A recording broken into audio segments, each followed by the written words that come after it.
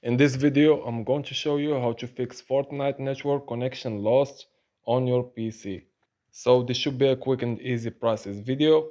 Now, if you are wondering how do you fix the network connection loss error message on your Fortnite, so you can check all Fortnite installation options, check in both Battle Royale and save the word boxes for your installation options may resolve your issue. Open the Epic Games launcher, click on the three dots on next to Fortnite, click on Options, make sure both checkboxes for Battle Royale and Save the Word are checked. Click on Apply and then just launch Fortnite, and there you have it. Now your problem is solved.